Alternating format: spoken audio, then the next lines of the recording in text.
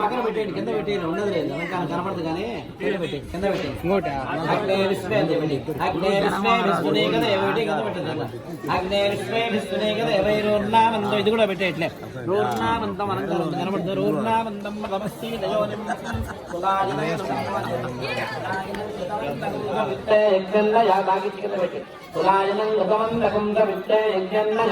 యజమానాయ సాధు బ్రహ్మగ్రంథం బ్రహ్మగ్రంథధారణ ముహూర్తస్సు ముహూర్తవస్తు సుప్రతిష్ఠితమస్తు.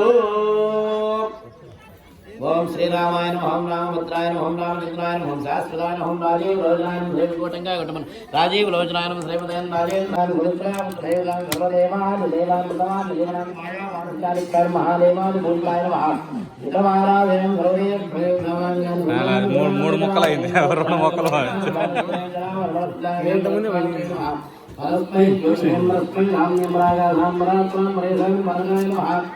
మానస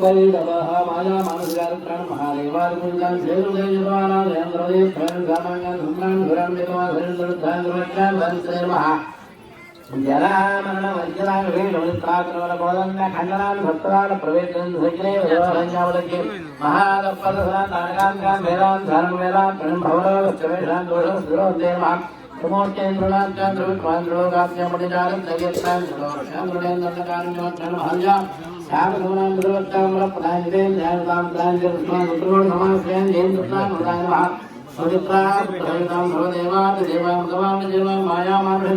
महादेवाय पूजिताय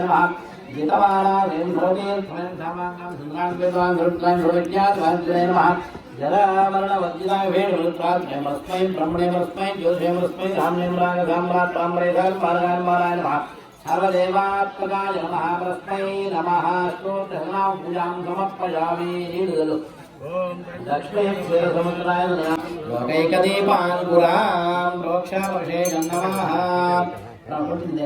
प्रोक्षावर्षे नमः प्राणात्रे नमः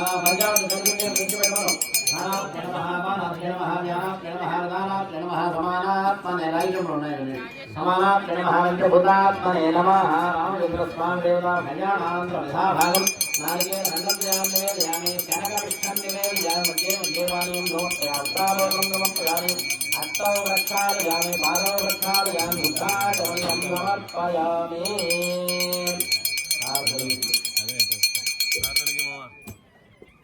पूज्य वदमाय कर्णागवल्ले पात्रं प्रभो पूर्णंदनाय हरियो नाने देवा ब्रह्मा भारते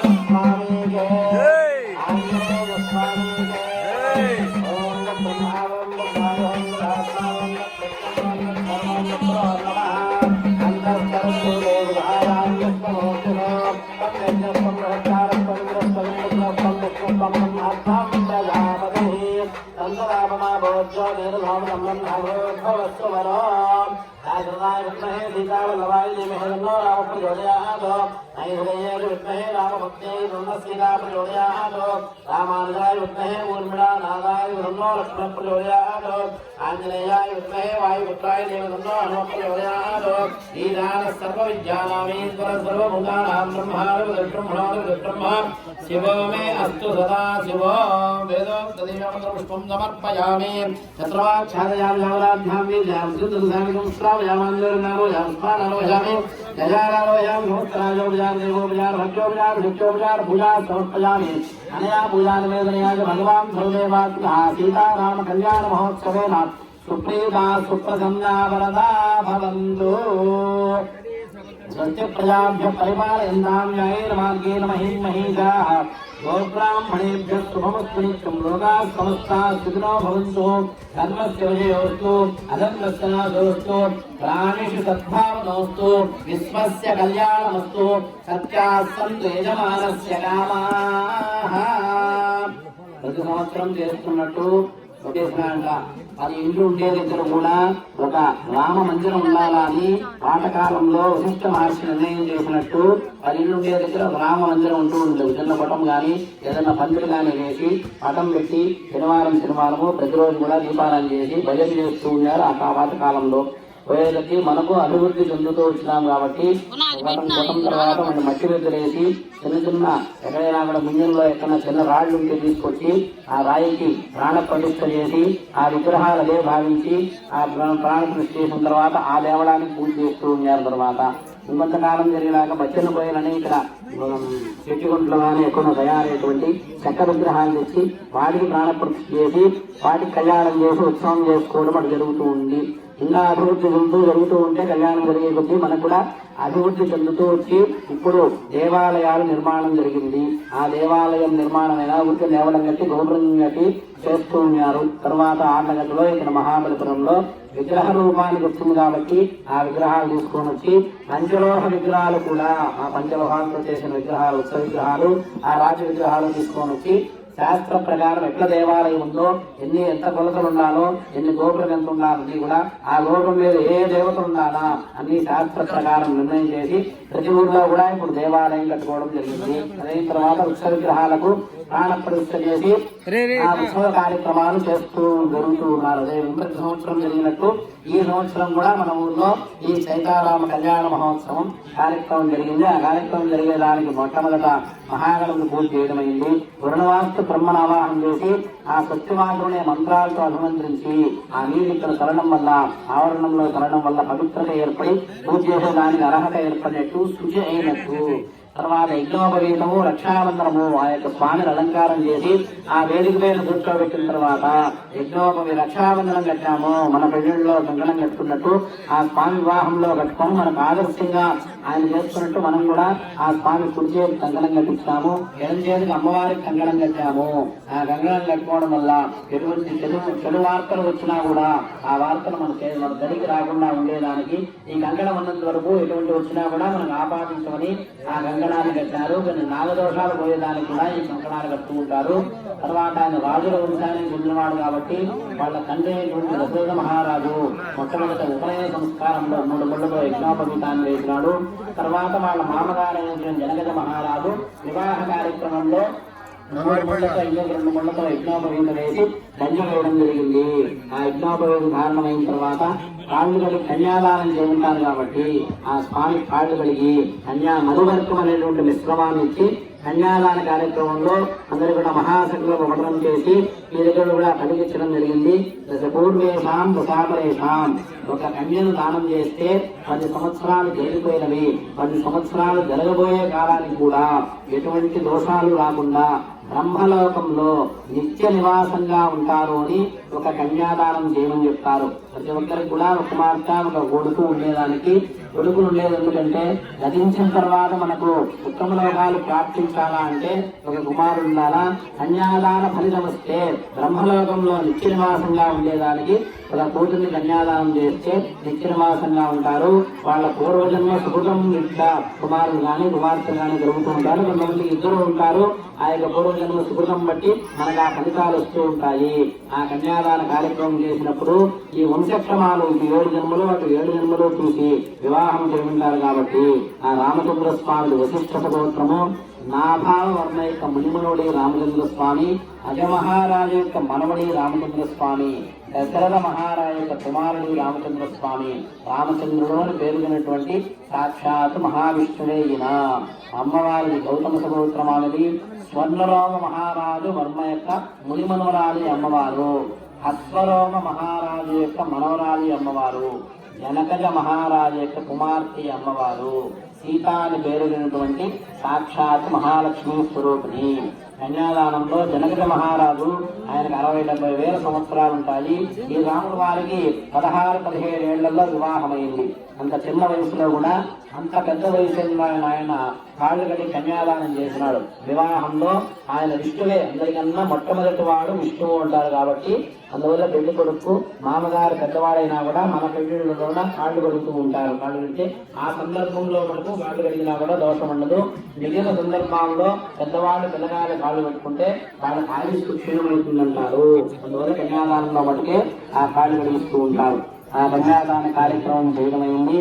కన్యాదానం ఒకసారి చేస్తే ఇదై సూర్యమండల పర్యంతం 3 గింజలతో సూర్యమండలానికి నిచ్చెన వేస్తే ఎన్ని వెళ్తాయో అన్ని వేల సంవత్సరాలు బ్రహ్మలోకంలో ఉంటారని. మాసై ధ్రువమండల పర్యంతం వెనక గింజతో ధ్రువమండలానికి నక్షత్ర మండలానికి నిచ్చెన వేస్తే ఎన్ని పడతాయో అన్ని వేల సంవత్సరాలు నక్షత్ర మండలంలో బ్రహ్మలోకంలో ఉంటారని. ఎవై చంద్రమండల పర్యంతం బియ్యపు గింజలతో చంద్రమండలానికి నిచ్చెన వేస్తే ఎన్ని పడతారో అన్ని వేల సంవత్సరాలు బ్రహ్మలోకంలో ఉంటారు అని చెప్పి ఆ యొక్క ఋషులు నిర్ణయం చేసినారు. ఆ కన్యాదాన కార్యక్రమం అయినాక దక్షిణాష్టిక చూర్ణికాలు పఠించిన తర్వాత ఆ జలకరా బెల్లం అనే విశ్రమాన్ని నడినెత్తిన అమ్మవారికి స్వామికి పెట్టడం జరిగింది. అది పెట్టడం వల్ల బ్రహ్మరంధ్రం తెచ్చుకొని వాళ్ళ మనస్సు శరీరం అంతా కూడా చల్లబడి స్వచ్ఛతగా ఉంటుందని కొంతసేపట్లో కట్టించుకునేటువంటి అమ్మవారైతేనేమి కట్టబోయే రామచంద్ర స్వామి అయితే కాలగొట్టు కార్యక్రమం జరిగింది కాబట్టి ఆ కట్టబోయే వాళ్ళు కూడా మంచి మనస్సుతో ఉండాలని ఆ జలకరాబలం అనే విశ్రమాన్ని నడినెత్తిన పెడుతూ ఉంటారు. ఆ జలకరాబలం అయిన తర్వాత తలంబ్రాలు వేయడం జరిగింది. ఒకసారి తలంబ్రాలు పోసుకుంటే ప్రజానే కామ సముద్రం ప్రజలంతా కూడా సుఖశాంతులతో ఉండాలని మొదటిసారి తలంబ్రాలు పోసుకుంటారు. రెండోసారి పశులోనే కామ సముద్రం పశు సంపద మన భారతదేశంలో బాగా ఉండాలని రెండోసారి తలంబ్రాలు పోసుకుంటారు. మూడోసారి యజ్ఞమే కామ సముద్రం యజ్ఞయాగాదులు బాగా జరుగుతూ ఉండాలని మూడోసారి తలంబ్రాలు పోసుకుంటారు. నాలుగోసారి ఇద్దరు అన్యోన్యంగా పోసుకుంటూ ఉంటారు. ఆ నాలుగోసారి ఏంటంటే శ్రీయోనే కామ సముద్రం ప్రజలందరూ సుఖశాంతులతో ఉండాలన్నా పశు సంపద బాగుండాలన్నా యజ్ఞయాగాలు జరగాలన్నా మన దగ్గర డబ్బులు ఉండాలి కాబట్టి ఆ డబ్బులు కూడా సమకూరాల స్వామి అని నాలుగోసారి ఇద్దరు కూడా అన్యోన్యంగా తలంబ్రాలు పోసుకుంటూ ఉంటారు. కులమాలను మార్పించడం జరిగింది. తర్వాత బ్రహ్మముడి వేసినారు. మొట్టమొదట ఆ పరమేశ్వరుడి పెళ్లిలో గాని విష్ణువు పెళ్లిలో గాని బ్రహ్మ వాళ్ళిద్దరికి ముడి వేసినారు కాబట్టి దాన్ని బ్రహ్మముడి అయింది. స్వామి కబలకు అమ్మవారి పైరుకు ముడి వేసి తర్వాత ఇప్పుడు జీవితాంతం బాగా ఉండండి అని చెప్పి బ్రహ్మ ముడి వేయడం జరిగింది. అదే తర్వాత స్తోత్రం చెప్పేసి నార చేయడం జరిగింది. ఇప్పుడు చదివింపుల కార్యక్రమం ఉంటుంది. మొట్టమొదటి చదివింపులు ఏంటి సీతారాముడు వారి కళ్యాణ మహోత్సవం కాలం నమస్కరించి 1016 ఎప్పుడు ఇస్తారంట ఆయన గణపతి రాజానాయుడు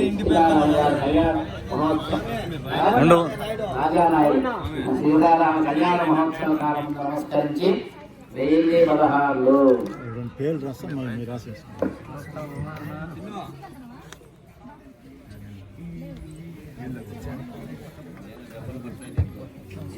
చెప్పిన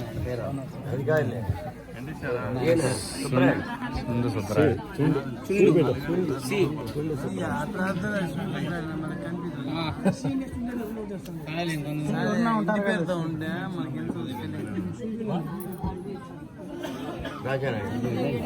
గణపతి రాజా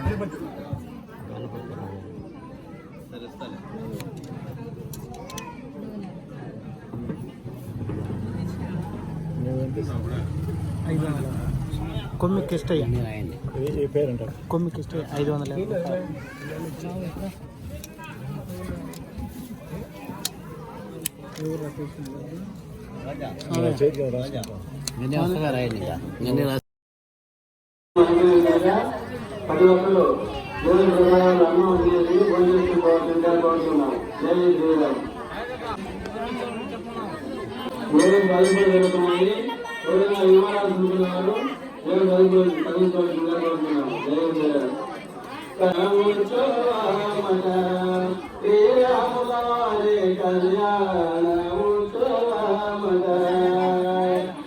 గణసీతా సుల్తానవని గడియాల రాములతో గడియాల రాములతో కళ్యాణ ఉత్సవాలత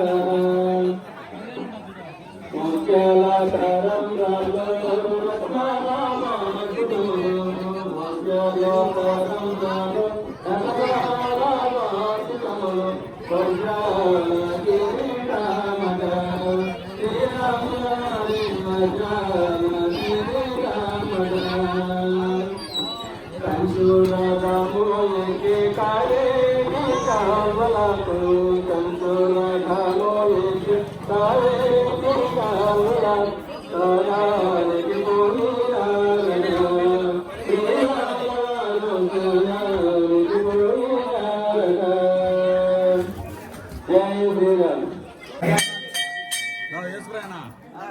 ఏంది ఇది?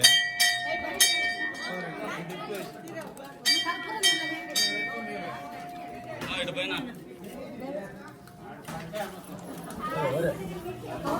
పిల్లలు కన్నారు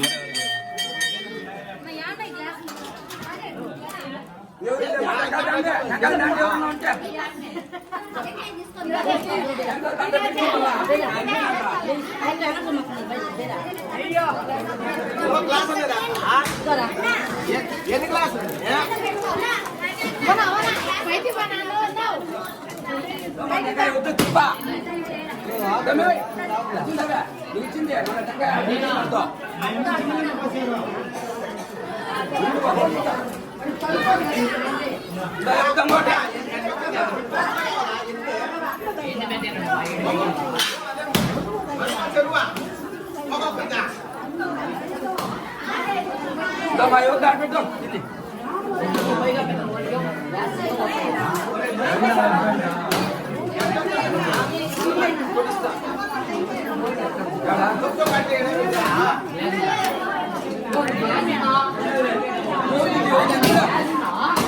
ఈ జోలో ఉంటుంది ఏం లాగేలా కదా దోశగా నా ఎలా అంటే ఏది బావా ముంచేది జగన్ వాసన కదా నేను సరే పోయి కదా మెంద పడతాను అంతా చేస్తా కదా మెంద పడతానులా జగన్ ఇట్లా బాయ్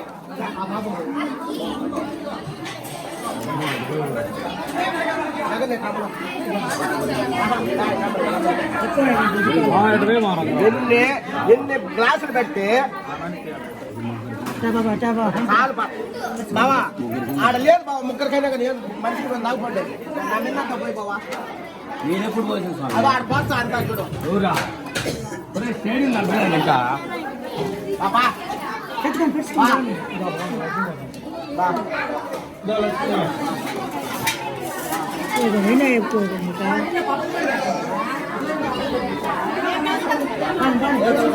నువ్వేం అనే ఉన్నావే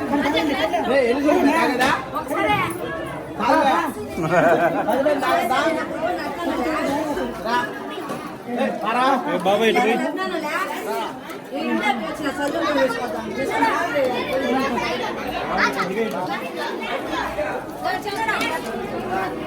గ్లాస్ గ్లాస్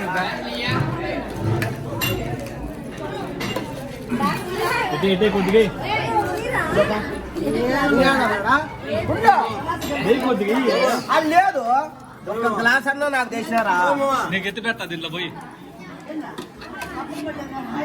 చూడ ఆ మాదిరి ముంచినావు అనుకో బాగుండదు ముంచలేదు బయట పోయి ఎవడో పెద్దోళ్ళు ఉన్నారు మీరు అన్నం తక్కువ చేసినా పంచామృతం ఎక్కువ చేయడం నేర్చుకో ఫస్ట్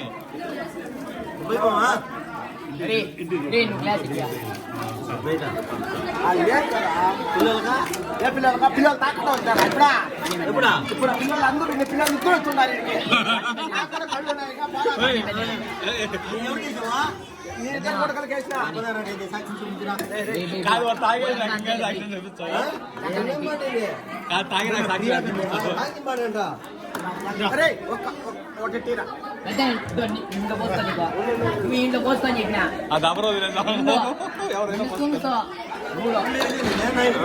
నిన్న పోతా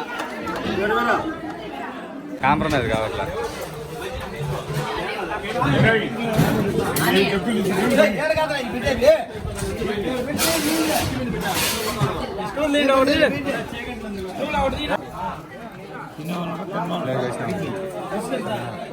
ఇంత కనపడ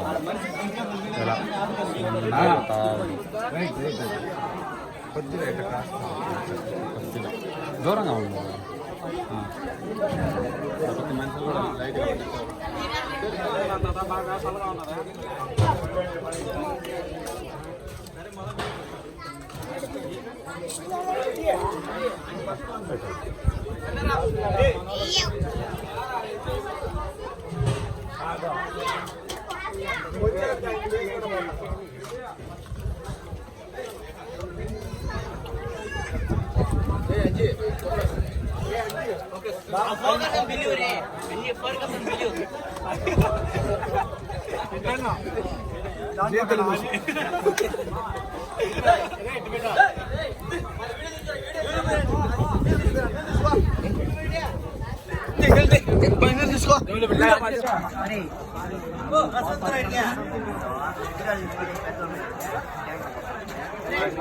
భరతన్న అరే క్రాక్స్ వీడియో రే